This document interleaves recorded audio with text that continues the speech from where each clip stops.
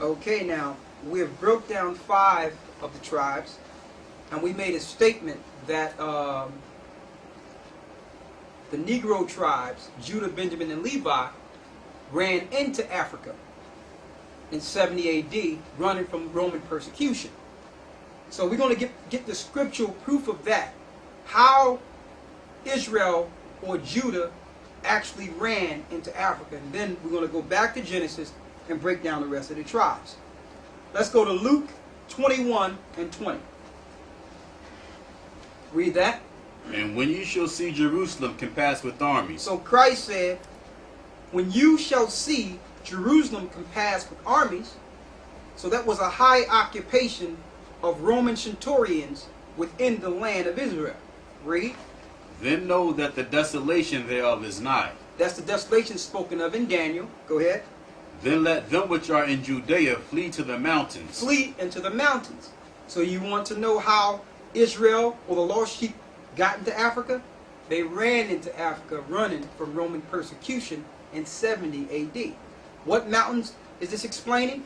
The mountains between Africa and Europe, which is the Atlas Mountains, went over into Morocco and migrated into the Ivory Coast, like Liberia, Ghana, Sierra Leone, Nigeria, all those Timbuktu, all those different areas from the western Ivory Coast were given to Israel, or the seed of Judah, Benjamin, and Levi, until the Lord allowed the Europeans to take them into their new lands. Now you have the Hamitic people, which are natural Africans, and the Arabs, the seed of Ishmael, along with Esau. They conspired together to sell God's people into the lands they are in today, that they reside in today in captivity, until the Lord will save them. So they ran into Africa. They wasn't born in Africa. They was not supposed to stay in Africa. They were there for a period of time. Now, go to Revelations 12 and 12. Africa is not the motherland. That's another false teaching. Okay? All life came off of the boat. Noah had 3 sons, Ham, Shem, and Japheth. Okay? And all the life came off the boat. The boat settled in Mount Ararat, Turkey. Ham migrated into his land, which is Africa today.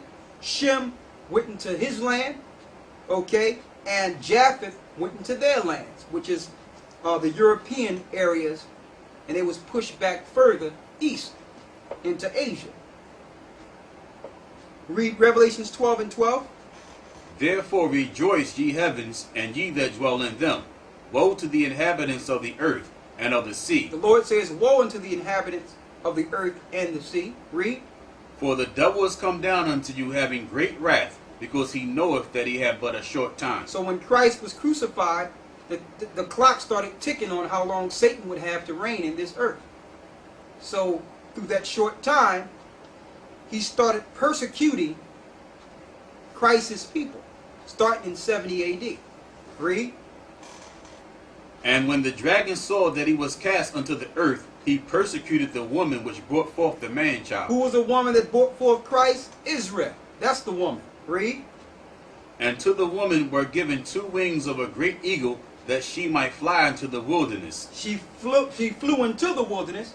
That was Israel running into Africa, fleeing from Roman persecution. Go ahead. Into her place where she is nourished for a time and times and half of time. And that time and a half of times is a dispensation of time between the time Israel would fall until Christ would come back and save Israel.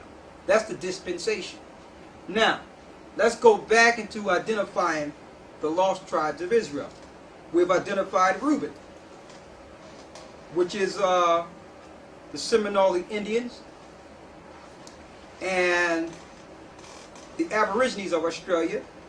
We've identified Simeon, which are the Dominicans, Levi, which are the Haitians. We've identified Judah, which is the so-called Negroes here. We have identified Benjamin, which is the so-called Jamaicans, West Indian, and the people in Trinidad. Now we're going into Zebulon, the father Jacob, Israel, letting his children know what will befall them in the last days. Let's go to Genesis 49 and 13. Zebulon shall dwell at the haven of the sea, and he shall be for an haven of ships. He shall be for an haven of ships. Who's that? Panama and Guatemalans. Panama, the Panama Canal, which is a haven of ships. So the Lord told Zebulon, in the last days, your habitation will be a haven for ships. That one land of Panama connects both oceans. It communicates and actually trade on both sides of the world. That's the haven of ships, Panama. So if you're a Panamanian and Guatemalan, you are from the tribe of Zebulon, because ships will be haven on your land in the latter days. Now, let's get the next one, Genesis 49 and 14.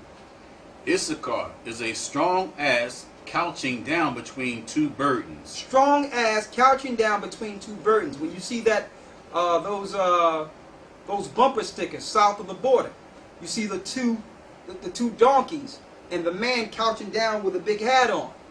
That lets you know that their burdens would be the fact that they work. They work hard. They're known for working. And that work is the burden that the Lord put on them. Read. And he saw that rest was good. That rest is the fiesta that the Mexicans have every noon, which is called rest. Go ahead.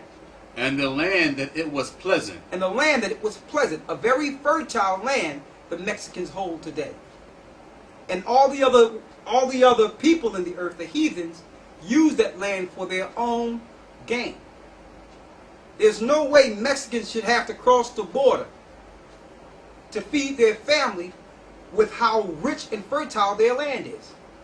The other nations have taken advantage of Issachar and made them poor, fulfilling this prophecy to let you know that they'll be like an ass couched between two asses or burdens or donkeys. They'll have to work with the sweat of their brow to make anything, even though they have a fruitful land. Go to Deuteronomy 33 and 18 and 19. So who is Issachar? The Mexicans today.